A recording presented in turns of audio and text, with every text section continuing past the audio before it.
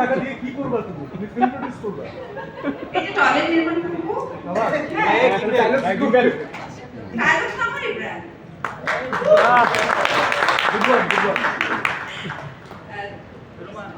আসলে আমি কি বলবো এতক্ষণ ধরে এত সুন্দর সুন্দর কথা শুনছিলাম সবার, তো আমি ভাবছিলাম যে আসলে নতুন করে আর কি বলবো, কারণ আমার মনের কথাগুলোই সবাই বলে দিচ্ছে।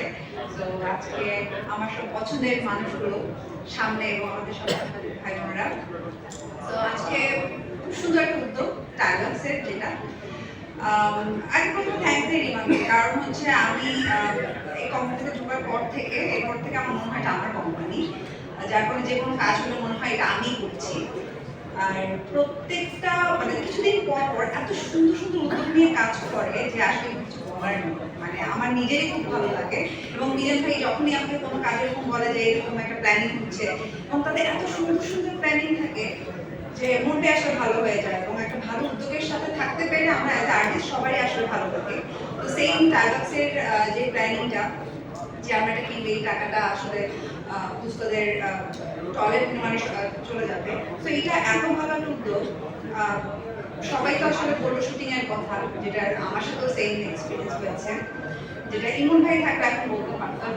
আমার লাইফে এরকম অনেকবার হয়েছে, তার মধ্যে একবার হয়েছিল বান্দরবন।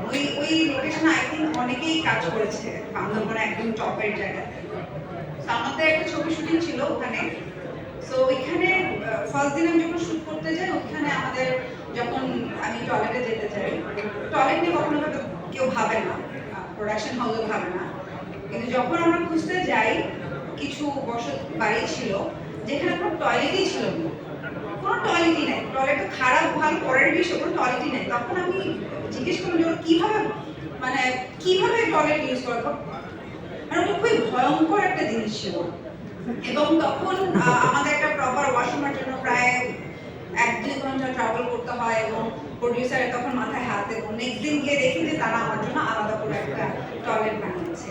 সো ওই দিন আমার অ্যাকচুয়ালি মনে হয়েছে যে আসলে আমি আসলে কখনো এইভাবে যাইনি অথবা বুঝি নেই এই ধরনের মানুষরা যে কতটা কষ্টে থাকে, বাট তখন মনে হয়েছিল যে আমি যদি পারতাম তাদের জন্য এখানে একটা টয়লেট করে দিতে।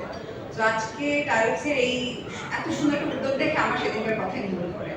তো ধন্যবাদ, খুবই ভালো লাগছে। এবং আমি সাংবাদিক ভাই বোনদেরকে বলবো যে এই এত সুন্দর একটা উদ্যোগ মানুষের মধ্যে মানে ছড়িয়ে দেয়, আমার যে যার জায়গা থেকে আসলে আমাদের উচিত সবার এগিয়ে আসে। থ্যাংক ইউ সবাই।